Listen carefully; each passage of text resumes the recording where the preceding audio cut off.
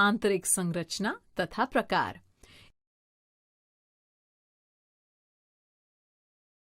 इस वीडियो में बीजों का उपयोग और महत्व, बीजों का अंकुरण, बीज के भाग, मूलांकुर और प्रांकुर, बीजों के प्रकार, एक बीजपत्री और द्विबीजपत्री,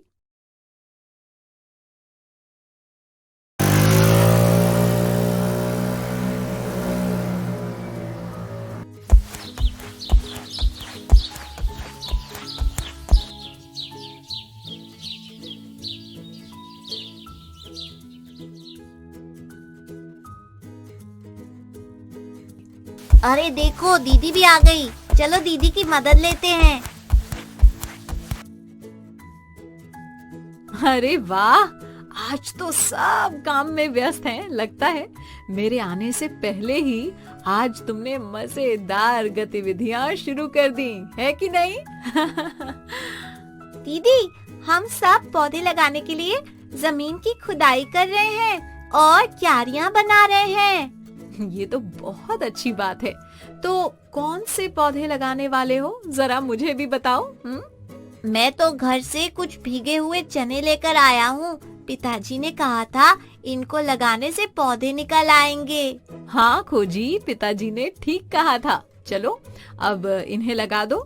कुछ चने के दाने बचा लेना। दीदी, ये बीज कितना छोटा सा होता है और इससे इतना बड़ा पौधा उग जाता है। हाँ दीदी, बीज से पौधा कैसे बनता होगा? बच्चों, बीज से पौधा बनने की प्रक्रिया को समझने के लिए पहले तुम्हें बीज की आंतरिक संरचना और उसके भागों को समझना होगा। तो फिर बताइए ना दीदी। ठीक है, बताती हूँ। पहले तुम सब इन बीजों को लगाओ। और हाँ, पानी जरूर डालना। अच्छे से हाथ धोकर कक्षा में चलो। बाकी बातें कक्षा में ही करेंगे, ठीक? ठीक है दीदी। बच्चों, सबसे पहले मुझे ये बताओ कि तुम सब ने किन किन पौधों के बीज देखे हैं? नींबू, सेब, संतरा, कद्दू, मक्का, गेहूं, चना, मटर। क्या सभी बीज एक जैसे होते हैं? नहीं दीदी, कुछ बहुत छोटे होते हैं और कुछ थोड़े बड़े होते हैं। हाँ दीदी, कुछ गोल होते हैं, कुछ चपटे और कुछ अन्य आकारों के भी होते हैं, है ना? बिल्कुल ठीक, शाबाश। आपको पता है बच्चों, बीज में से पौधे के पैदा होने के लिए सबसे पहले बीज का अंकुरित होना बहुत जरूरी होता है और इसके लिए बीज को नमी यानी पानी की आवश्यकता होती है। अंकुरण होते ही पौधे के पैदा होने की प्रक्रिया शुरू हो जाती है। अच्छा, इसलिए आपने पानी डालने को कहा था। अरे वाह खोजी, तुम तो बहुत समझदार होते जा रहे हो। बिल्कुल सही कहा तुमने। दीदी, क्या हम अंकुरित बीजों को देख सकते हैं? हाँ सवाली, चलो संपर्क भैया के पास, वो दिखाएंगे अंकुरित बीज।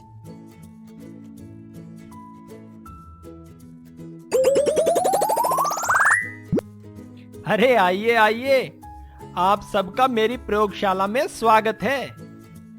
अच्छा, तो आज आप सबको बीजों को अंकुरित करने की विधि जाननी है। तो फिर देर किस बात की, शुरू करते हैं अपना प्रयोग। सबसे पहले हम एक कटोरे में एक मुट्ठी मूंग के बीज लेंगे। इन बीजों को हम पानी से अच्छी तरह धो लेंगे। इनको धोने के बाद एक जार में रखेंगे और जार में इतना पानी डालेंगे कि सारे बीज पानी में डूब जाएं। अब हम इस जार को ढककर रात भर के लिए छोड़ देंगे। अरे देखो, सारे बीज पानी सोखकर कैसे फूल गए हैं। अब हम इन बीजों से बचा हुआ पानी निकाल देंगे और जार के मुंह को एक सूती कपड़े से ढक देंगे। अब हमें इसे ऐसे ही रात भर के लिए छोड़ना होगा। अरे वाह, देखो बच्चों, सभी बीजों में कितने सुंदर अंकुर निकल आए हैं। हाँ, तो बच्चों पता लग गया ना कि कैसे होते हैं अंकुरित बीज? हाँ दीदी। खोजी, मुझे बचे हुए भीगे चने दो। अरे, इनमें से कुछ में तो अंकुर निकल आए हैं। ये भी तो बीज ही है ना? हाँ सवाली, चलो देखते हैं इनके अंदर क्या है। सबसे पहले मैं इनमें से एक बीज का छिलका उतार लेती हूँ। ये तो आसानी से उतर गया दीदी। अब इस बीज को बीच में से खोलेंगे। कैसे दीदी? देखो, इसे उंगली और अंगूठे के बीच रखकर दबाने से ये खुल जाता है। अरे वाह, ये तो खुल गया दीदी। अब इस अंकुर को ध्यान से देखो। इसका ये जो सफेद भाग है ना, इसे मूलांकुर यानी रेडिकल कहते हैं। ये नीचे भूमि की ओर वृद्धि करता है और पौधे की जड़ बनाता है। दीदी, ये जो हरा भाग दिख रहा है, इसका क्या नाम है और ये क्या बनाता है? सवाली, इस हरे भाग को प्रांकुर यानी प्लूम्यूल कहते हैं। ये ऊपर की ओर वृद्धि करता है और प्ररोह तंत्र को बनाता है। तना, पत्तियां, फूल, फल और बीज प्ररोह तंत्र के ही भाग हैं, समझे ना? हाँ दीदी। एक बात और बच्चों, हमने चने के बीज को बीच में से खोल कर देखा, जिससे वो दो पत्रों यानी भागों में विभाजित हो गया।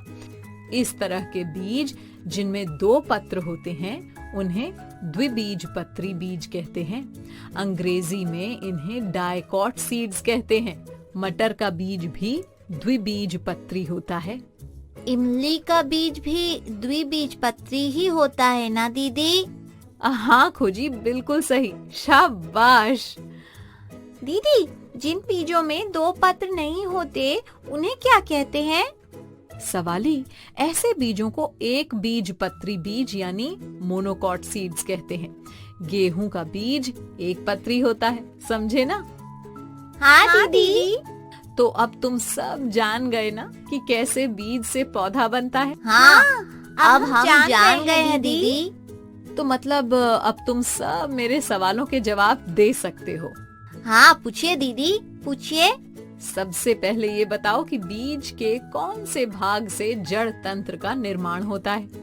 अंकुर के सफेद भाग से जड़ बनती है दीदी, पर उस सफेद भाग का नाम मैं भूल गया दीदी।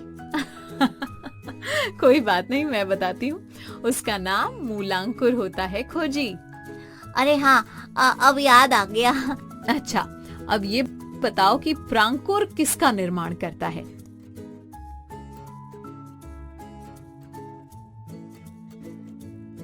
दीदी, प्रांकुर तना, पत्तियां, फूल, फल और बीज बनाता है। बिल्कुल ठीक, प्रांकुर इन सब से मिलकर बने प्ररोह तंत्र को बनाता है। अब कुछ द्विबीजपत्री बीजों के नाम बताओ। आम और सेम के बीज दीदी। मक्का के बीज भी।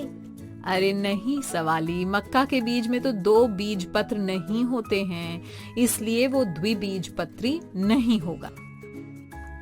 अरे हाँ, मक्के का बीज तो एक बीजपत्री है। शाबाश बच्चों, अब तुम बीजों की संरचना और प्रकारों के बारे में अच्छे से समझ गए हो।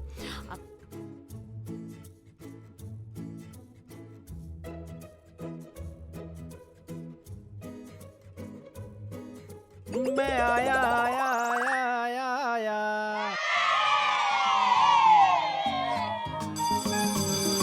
ओके बच्चों, बाय बाय बाय। बच्चों, अब मैं जाती हूँ, कल फिर मिलने आती हूँ। इंग्लिश में अब होंगी बातें, मैथ सीखेंगे हंसते गाते। पहेली, किस्से और कहानी सुनना अब तुम मेरी जुबानी। बात पड़ी है सीधी सीधी, मैं हूँ आपकी संपर्क दीदी। संपर्क फाउंडेशन।